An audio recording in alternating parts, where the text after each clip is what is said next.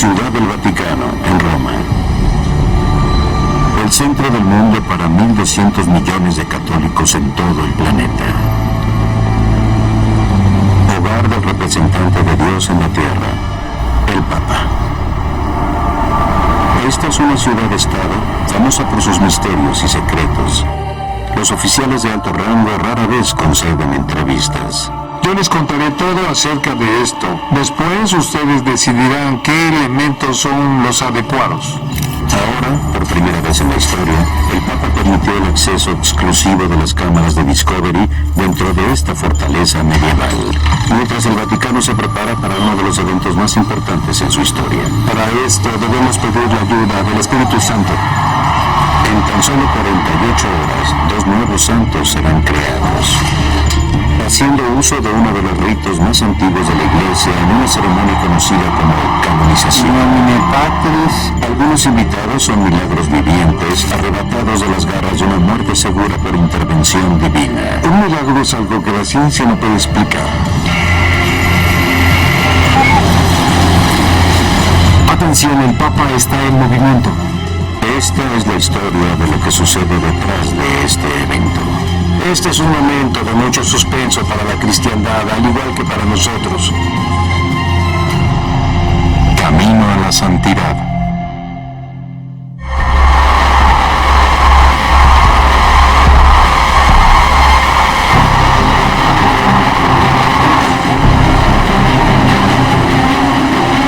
El día de hoy, los papas Juan XXIII y Juan Pablo II se convertirán en santos, superhéroes de la Iglesia Católica, reconocidos por sus vidas virtuosas y sus milagros inexplicables.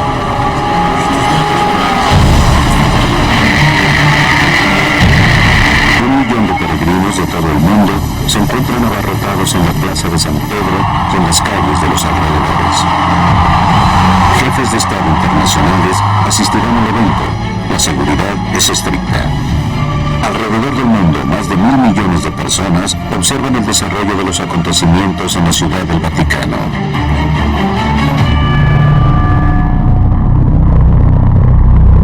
Dos 2000 años atrás, el fundador de la Iglesia Católica, San Pedro, fue crucificado de cabeza en una colina a las afueras de Roma. La iglesia que se construyó en su honor creció hasta convertirse en el Estado del Vaticano, el país más pequeño del mundo. Esta pequeña, amurallada e independiente nación podría caber 8 veces en el Central Park de Nueva York.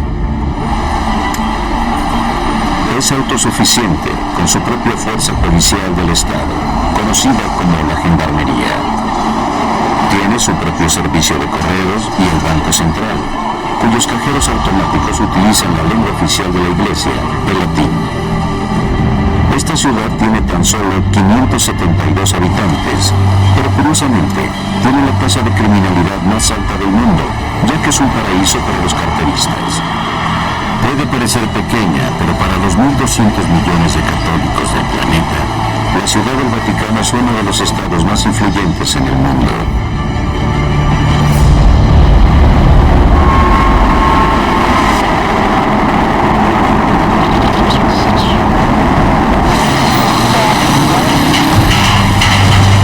En solo 48 horas será la sede de un evento que confirmará un cambio radical en la dirección de la Iglesia.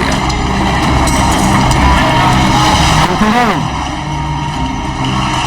¡Traigan a Juan XXIII! ¡Se hace tarde! ¡Está por allá!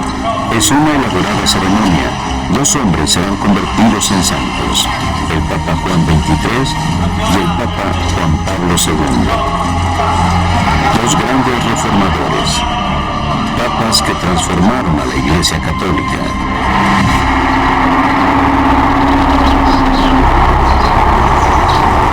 Guido Busso fue el chofer y ayuda de cámara del Papa Juan XXIII. Entonces me preguntó, ¿ya está todo funcionando? Y me dijo, después del almuerzo vamos a dar un paseo en auto. Juan XXIII era un hombre que estaba dispuesto a romper las reglas. Abrí el portón y salí con el Santo Padre de paseo. La Guardia Suiza y también la policía italiana se enojaron mucho porque el Papa salió del territorio del Vaticano sin escolta.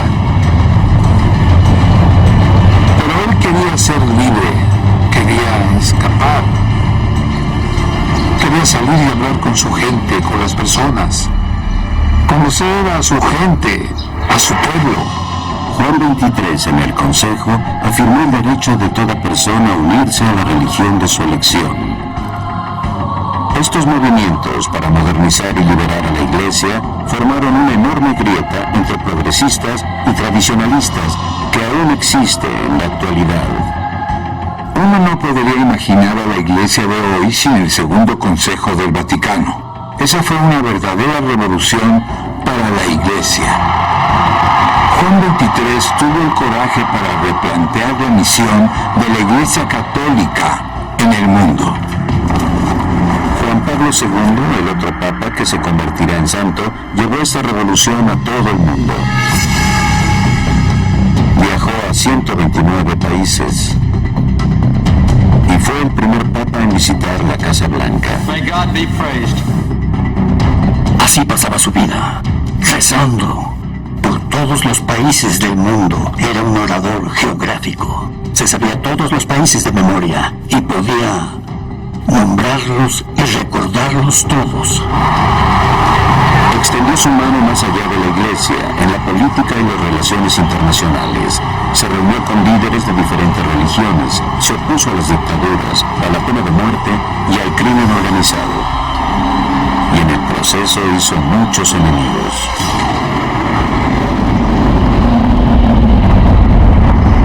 Sin Juan XXIII y sin Juan Pablo II, no se podrá entender al Papa Francisco.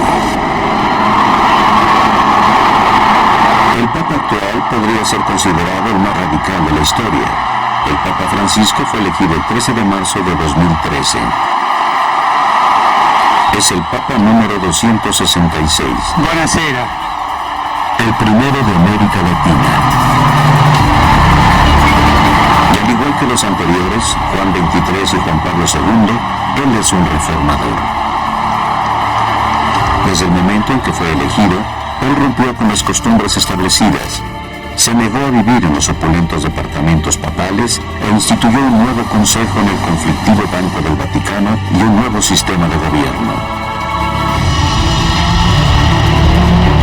Detrás de los muros, él ha agitado las aguas. Y la canonización de estos dos reformadores en el mismo día es una declaración fuerte. Millones podrán ver la nueva cara de esta antigua iglesia. Despacio, despacio, con cuidado. Ahora un poco a la derecha. Pero para ser nuevos santos, el Papa Francisco debe abrazar uno de los antiguos misterios de la Iglesia. La creencia católica de que el inexplicable poder de Dios se canaliza a través de unos pocos elegidos que pueden hacer milagros.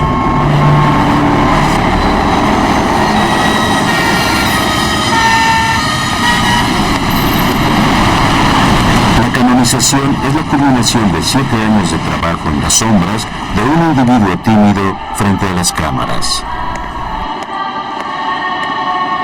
Este es el postulador de Juan Pablo II. Los postuladores son los cazamilagros del Vaticano, los hombres que reúnen evidencia para probar la existencia de los santos. Esta es la oficina de postulación. Su nombre es Monseñor Slavomir Odo. Probar la santidad es un proceso misterioso. Primero, el candidato tiene que ser nominado por su obispo local. Después, el postulador investiga la santidad del candidato, sus virtudes heroicas, y el proceso se vuelve mucho más misterioso. La función del postulador es buscar una señal implícita e incuestionable de la divina providencia. Un milagro. Monseñor Oder recibió miles de cartas de todo el mundo, escritas por personas que afirmaban que Juan Pablo II había escuchado sus plegarias de forma milagrosa. Su trabajo consiste en encontrar entre estas cartas un evento inexplicable que desafía las leyes de la ciencia. Un milagro es un acto de Dios, una intervención de la gracia divina en la realidad del ser humano, que que supera las leyes de la ciencia humana. Esto permite que el proceso llegue a la etapa de la beatificación. Y entre estos miles de casos hubo uno que destacó. Solo meses antes de que se tomaran estas imágenes, la monja francesa Marie Simon-Pierre no podía caminar. Estaba confinada en una cama por la incurable enfermedad de Parkinson. Rezó con desesperación al Papa Juan Pablo II y le pidió su ayuda, y sin explicación alguna se levantó de su cama y caminó otra vez. La ciencia médica no tuvo forma de explicar esta recuperación total. La Iglesia lo certificó como un milagro a manos de Juan Pablo II. Y eso los condujo a su beatificación. Se convirtió en un beato, que significa literalmente ser venerado, alguien muy cercano a la santidad. Se necesita un milagro para la beatificación, pero para la canonización se requiere un segundo milagro.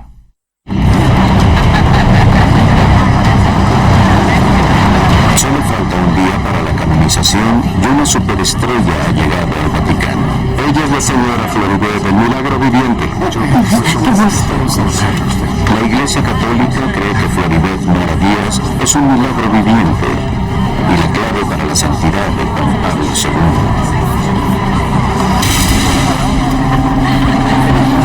Un milagro es algo que provoca inquietud entre la gente. Puede haber sanaciones, milagros espirituales o confesiones que la ciencia no puede explicar.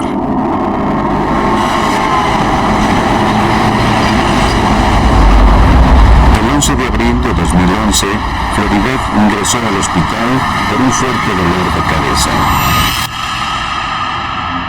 Una resonancia magnética reveló un aneurisma en el lado derecho de su cerebro. Y le anunciaron que le quedaba un mes de vida.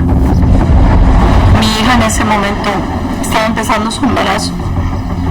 Recuerdo a Gabriela, me decía, mami, tienes que luchar, quiero que conozcas a mi bebé. Y yo le decía que sí, ver el sufrimiento de mi hija, de mis hijos. Ellos llegaban y se mantenían en mi cama, me movían porque ellos no sabían si yo estaba dormida o estaba muerta. Ya a punto de morir, Floribet observó la misa de beatificación de Juan Pablo II por televisión. Y siempre pedía su intercesión. Yo le decía a Juan Pablo II, Juan Pablo II, tú que estás tan cerca de Dios, dile a Dios que yo no me quiero morir. Porque están mis hijos. Lo más importante para mí son mis hijos, mi familia. Esa es mi prioridad. Después, Floribet cayó en un sueño profundo.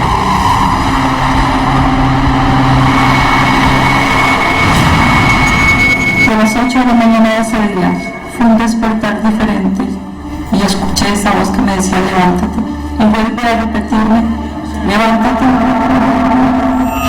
La salud de Floribet mejoró y una segunda resonancia magnética reveló que el aneurisma había desaparecido. Es científicamente imposible que un aneurisma se cure por sí solo. El Vaticano invitó a Floribet a Roma para que un grupo de médicos le hiciera más pruebas. En el caso de Floribet, hubo una reducción total del aneurisma cerebral y no hay explicación científica para eso. Es imposible desde un punto de vista científico. No hubo explicación alguna para su curación. Cuando la ciencia no lo puede explicar, dice no lo sabemos, no entendemos qué pasó. La Iglesia, en cambio, dice esto es un milagro.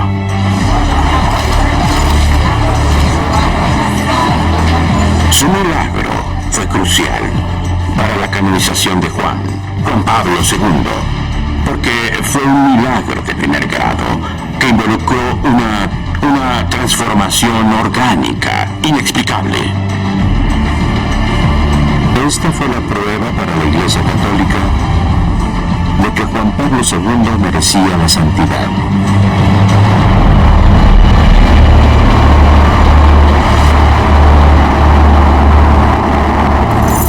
El padre Parvil Benedict se encuentra de camino a uno de los cuartos más importantes y secretos de la Ciudad del Vaticano para preparar un elemento clave de la canonización. Aquí es donde se guardan las reliquias sagradas. Es decir, las reliquias de los santos son normalmente pequeños fragmentos de hueso. Piezas de los cuerpos de los santos, fragmentos de cráneo, de orejas, de manos y de dientes recolectadas por más de 2000 años. Este es un fragmento de hueso de Santa María de la Cruz Yugan, una monja que dedicó su vida a los pobres y a los ancianos. Este es un pequeño fragmento del cuerpo de San Juan Gabriel Perboya, un misionero francés al que ejecutaron los chinos en 1840. Lo torturaron y estrangularon en una cruz hasta que murió. Y en este cuarto están las reliquias de muchos de los mártires cristianos que sufrieron muertes horribles por su fe. Sus restos ahora son venerados como objetos sagrados. Las reliquias de los santos son muy importantes. Son objetos reales que mantienen presentes y vivos a los santos, incluso si murieron 3 o 4 siglos atrás. Estos fragmentos son un vínculo importante entre el mundo de los vivos y el mundo de los muertos. Normalmente yo vengo a rezar aquí porque los santos están aquí. Esos que nos precedieron a la eternidad. Rezo para que me ayuden.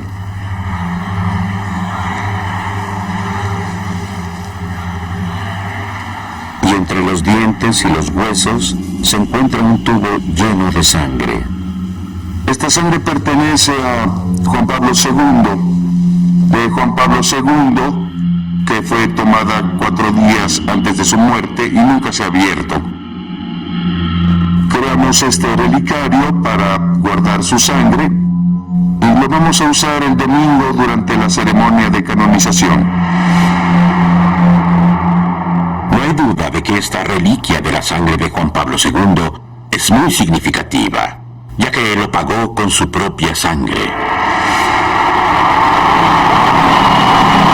El 13 de mayo de 1981, la sangre de Juan Pablo II se derramó en la misma plaza en donde será canonizada.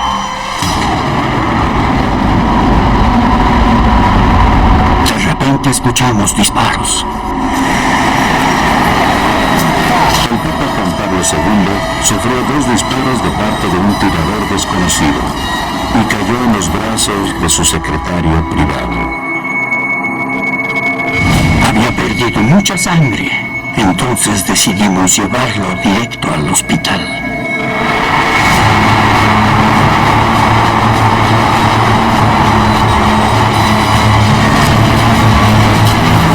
Mientras los cirujanos luchaban por salvar su vida, perdió casi una tercera parte de su sangre. John Paul II remains in surgery in a hospital in Rome. He's been in surgery now almost 3 hours. El doctor casi no podía sentir sus latidos ni su presión. El doctor me pidió que le diera los sacramentos, la extrema unción y la absolución. La iglesia estaba a punto de tener a un nuevo mártir.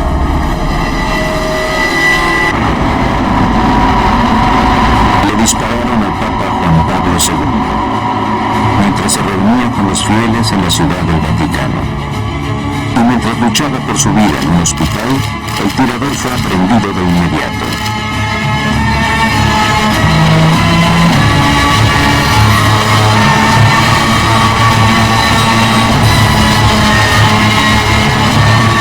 Entonces el Vaticano se encontró en el centro de una intriga internacional.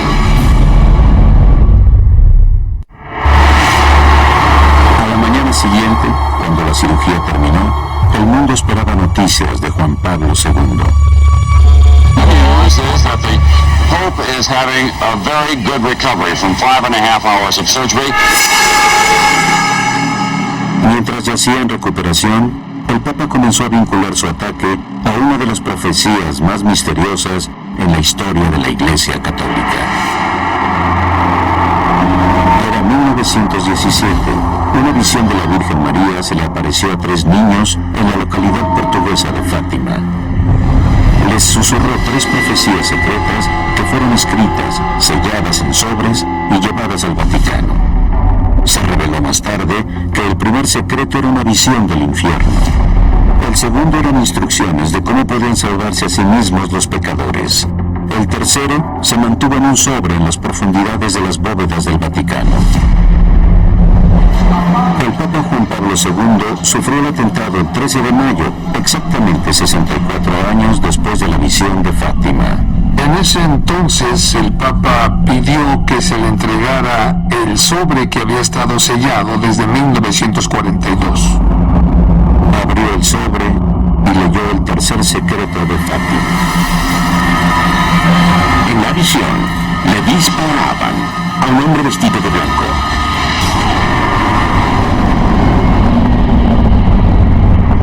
Y parecía que este hombre iba a caer y que estaba muerto.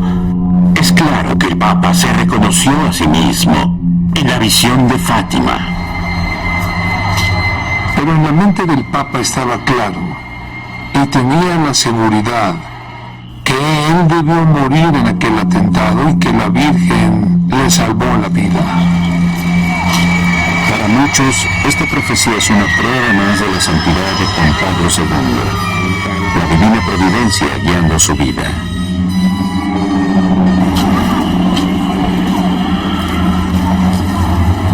El Papa me dijo, después del atentado, me sugirieron que debía usar un chaleco antibalas bajo mis vestiduras blancas, y yo me negué, porque mi vida está en las manos de Dios.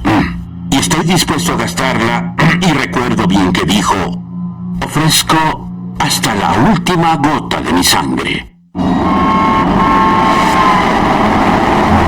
a tan solo un día de la canonización, el intento de homicidio de Juan Pablo II también dejó otro legado. El miedo. Seguimos al pendiente. Está todo bien aquí. Este es el hombre que tiene que mantener a salvo al Papa y a millones de visitantes. Hola a todos, buen día. Buen día. Giuseppe Mosquetta es el vicecomisario de la policía de Roma. Y su departamento está en alerta máxima de terror. Cualquier persona de entre el millón de visitantes podría ser una amenaza para el Papa.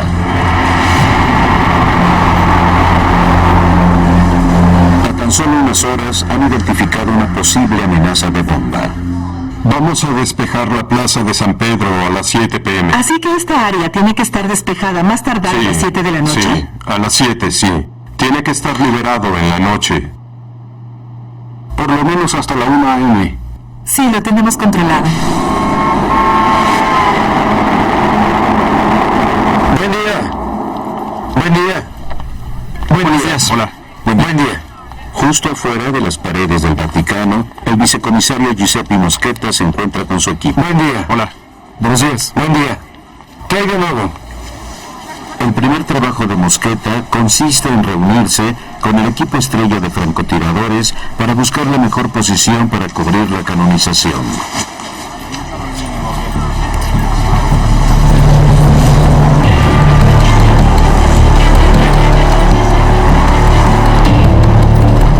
El equipo de francotiradores necesita una visión clara de la plaza de San Pedro y de los tejados de los alrededores.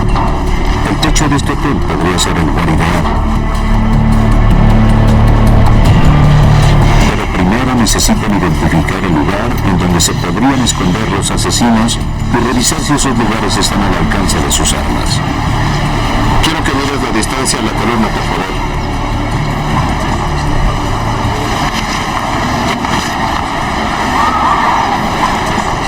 ¿Qué tan lejos está? 160. 160.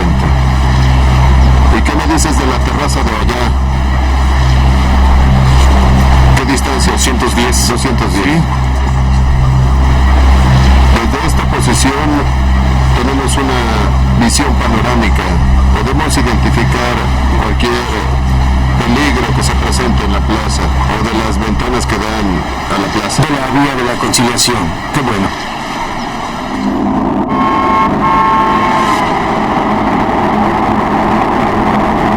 Mientras que la policía de Roma está a cargo de la seguridad pública, dentro de las paredes del Vaticano el Papa tiene su propio ejército de élite, la Guardia Suiza. Han jurado dar sus vidas por proteger al Santo Padre. Históricamente, los guardias suizos eran mercenarios, entrenados como escudos humanos. Estamos dentro de las barricadas de la Guardia Suiza, dentro de la Ciudad del Vaticano, distribuida en diferentes edificios. La Guardia Suiza se compone de 110 hombres fuertes.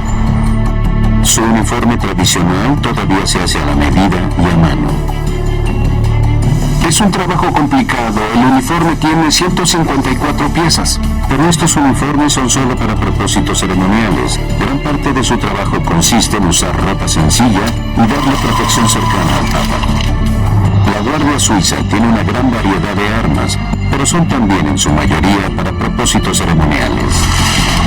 Como guardaespaldas personales del Papa, están entrenados en combate mortal mano a mano. El entrenamiento se concentra en los brazos para tener una mejor protección y un mayor alcance para bloquear al enemigo. En 1527, 147 guardias murieron al proteger al Papa Clemente VII de invasores que habían traspasado las defensas del Vaticano. Hasta el día de hoy, toman con la misma seriedad cualquier amenaza. Tenemos que evitar un ataque al Santo Padre en conjunto con las fuerzas del Vaticano y las fuerzas italianas. Entonces, Y con el correr del tiempo, el vicecomisionado Mosqueta se ve obligado a pedir refuerzos. ¿Quién está a cargo? ¿Entonces caben estos 3, 4? A ver, señores. Atrás, atrás. Señores, por favor, caminen. Por favor, retírense. Lo siento, pero no es posible permanecer aquí. Gracias.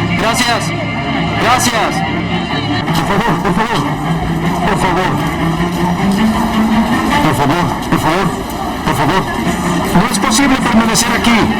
No pueden permanecer aquí. Retírense, por favor. Por allá.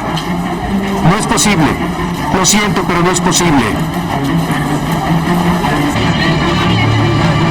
Lo que la gente desconoce es que el peligro podría estar justo debajo de ellos.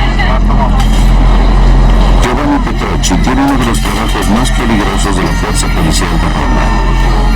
Kilómetros de pasajes debajo de la plaza de San Pedro podrían ser una cubierta ideal para los terroristas. Giovanni no utiliza ninguna protección en su cuerpo y tiene muy poca idea de lo que se podría encontrar debajo.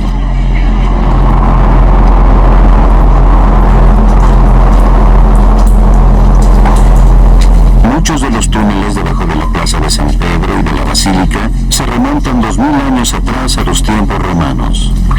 Después de la formación de la iglesia, estos se convirtieron en necrópolis subterráneas que contenían los restos de antiguos cristianos e incluso los huesos del propio San Pedro. Estamos buscando cualquier cosa que pueda parecer sospechosa o que esté fuera de lugar o que pueda ser una bomba.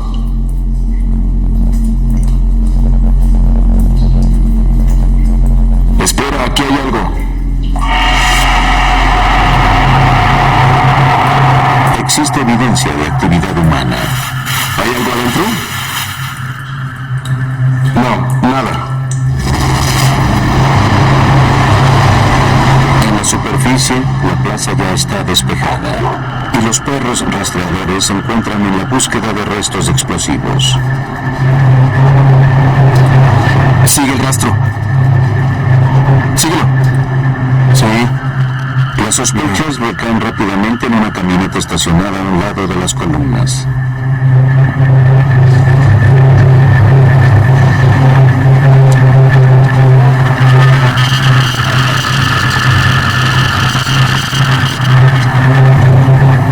Pero el perro no detecta nada. La plaza se encuentra despejada de bombas, por lo menos en la superficie.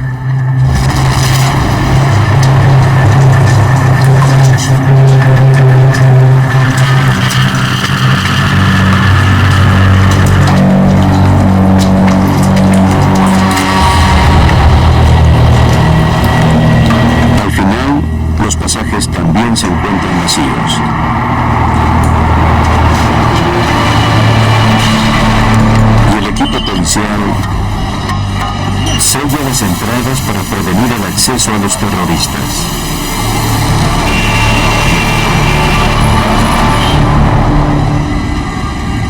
A 51 metros de altura, en el techo de la Basílica de San Pedro. Aquí estamos.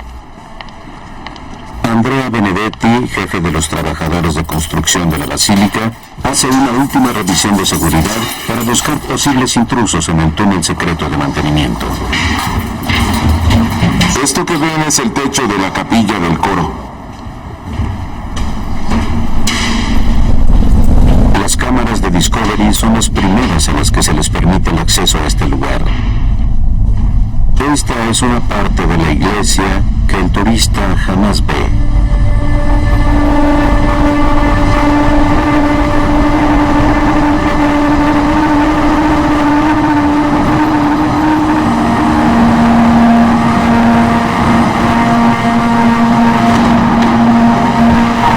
Área 3 asegurada.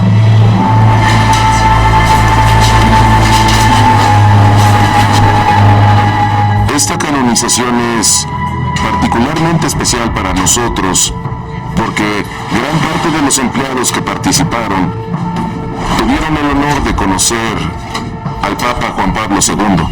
Era 1995 y llevaba trabajando 6 meses aquí. Recuerdo que estaba de servicio en la puerta de la basílica.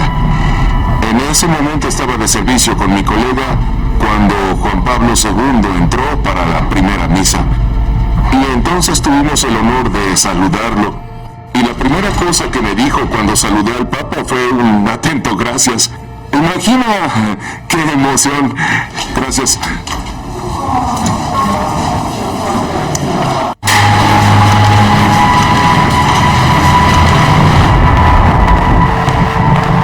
En la planta baja todavía queda un trabajo para Andrea y sus hombres. Tienen que cambiar la inscripción de la tumba de Juan Pablo II por Sanctus, que significa santo en latín. Pon una pequeña marca al final. Sí, ya lo tengo. Muy bien, Mauri. Muy bien, taladra. Muy bien. Ten cuidado con la curva. Sujeta más de 1 centímetro. Y ya viste dónde. No dejes suprimir la curva con el taladro. No te vayas a pasar. Hace 500 años, los excelentes trabajadores de San Pedro comenzaron la construcción de esta enorme iglesia, utilizando materiales de las ruinas de la antigua Roma.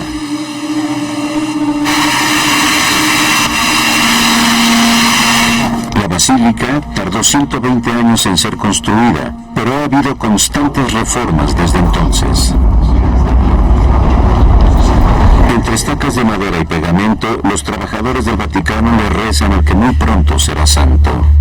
San Juan Pablo II, por intercesión de San Juan Pablo II, que Dios sea omnipotente y que nos bendiga y nos proteja en el nombre del Padre, del Hijo y del Espíritu Santo. Amén.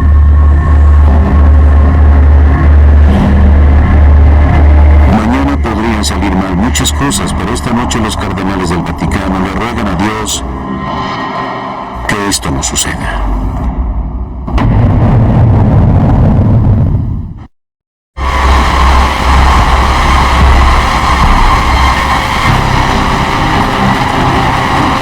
El día de hoy, los papas Juan XXIII y Juan Pablo II se convertirán en santos, superhéroes de la Iglesia Católica, reconocidos por sus vidas virtuosas y sus milagros inexplicables. Los helicópteros de la policía se elevan al cielo para supervisar a las multitudes. 1 millón de peregrinos han esperado toda la noche, abarrotados en la plaza de San Pedro. Con jefes de Estado internacionales como invitados, la Gendarmería se encuentra a cargo del inmenso operativo de seguridad y los francotiradores de la policía de Roma toman sus posiciones.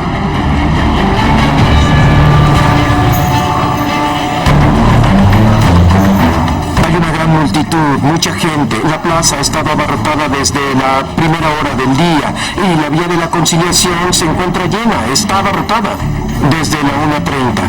La cerramos. Estamos esperando el comienzo de la ceremonia. Estamos del lado este, todo está en orden. Perfecto, ya comenzó.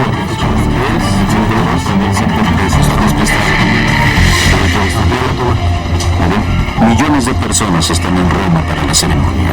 Muy bien, todos pendientes. Más de 1.000 millones de personas lo estarán viendo en vivo por televisión, ya que se transmite alrededor del mundo por 9 satélites en alta definición y 3D. Por ahora todo funciona bien, está al punto. Esperamos que todo funcione, las cámaras funcionen, que los satélites estén funcionando. La verdad, para esto necesitamos pedir la ayuda del Espíritu Santo. El CTV, Centro Televisivo del Vaticano, es el único organismo de transmisión y tiene un control riguroso de la imagen pública de la Iglesia que transmiten alrededor del mundo. Por encima de las columnas de la Plaza de San Pedro se encuentra el exclusivo pórtico de la prensa. Esto es historia. Haremos por primera vez en el mundo una misa papal de esta magnitud que será transmitida en cines, en todos los canales y en tercera dimensión. Absolutamente sí. Puede parecer inusual, pero mandamos a hacer un par de lentes en tercera dimensión para el Papa y se los daremos más tarde.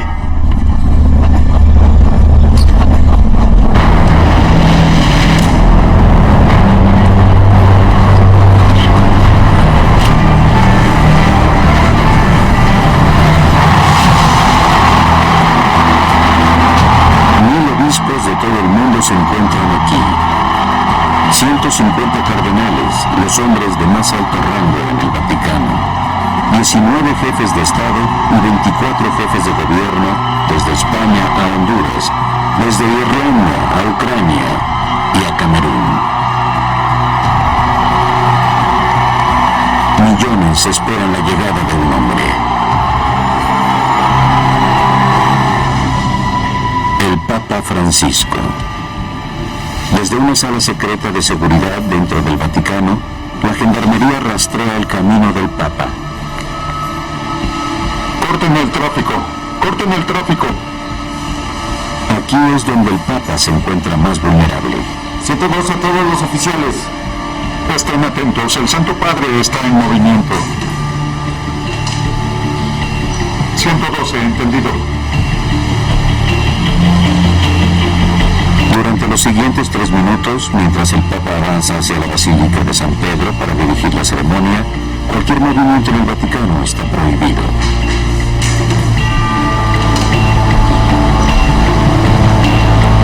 Este es un momento de mucho suspenso para la cristiandad, al igual que para nosotros. Muy bien, todo está en calma. El Papa Juan XXIII estuvo a cargo entre 1958 y 1963. Juan XXIII estaba consciente de que la Iglesia necesitaba reformarse continuamente. Juan Pablo II fue el Papa durante 26 años. Él promovió la protección de los derechos fundamentales de los seres humanos para que el hombre pueda alcanzar sus aspiraciones legítimas.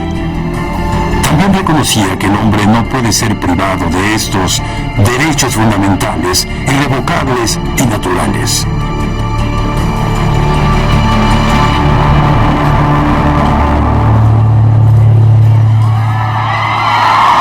Por fin, la multitud podrá ver a quien ha estado esperando, al Papa Francisco.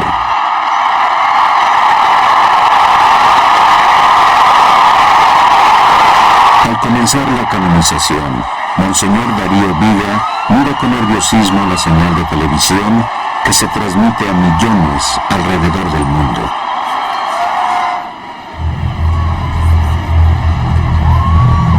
Floribeth Mora Díaz, el milagro viviente, se acerca. Ella le rezó al Papa Juan Pablo II para que se curara del aneurisma cerebral que, según los doctores, la mataría. Llevó un frasco con la sangre de Juan Pablo II, la reliquia sagrada del que pronto se convertirá en santo. Ella presenta el frasco de sangre al Papa y él debe bendecirlo con un beso. Para los católicos, esta reliquia es un símbolo de la existencia eterna de Juan Pablo II. El Papa Francisco lee la fórmula secreta de la canonización. El de plurimorum fratum nostrum consilio, beatos Ioannem XIII tertium, et Ioannem Paulum secundum, Sanctus in nomine Patris et Filii et Spiritus Sancti. Con estas palabras antiguas se proclaman dos nuevos santos oficialmente.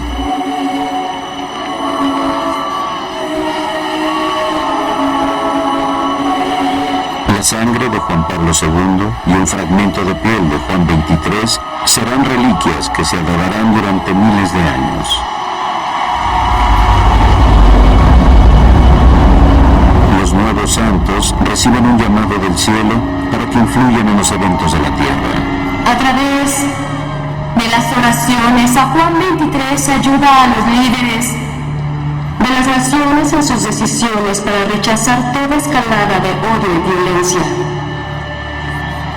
A través de las oraciones a Juan Pablo II, continúa inspirando la pasión por la dignidad humana entre los hombres.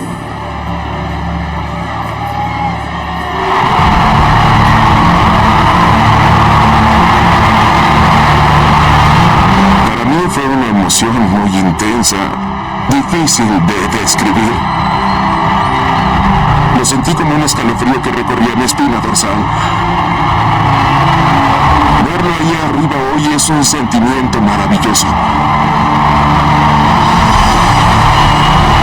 Me da escalofríos porque nos imaginamos que los santos no viven en la tierra, que son de otra parte, o que no llevan una vida normal, pero llevó una vida normal. Era obispo de Roma, era el Papa, obispo de Cracovia, era sacerdote.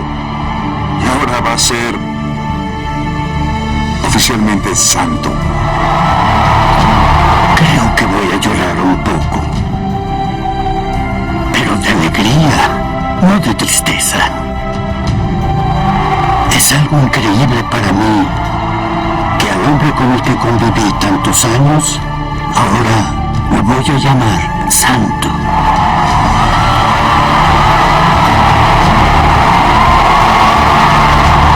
Doblaje por Candiani Dubbing Studios.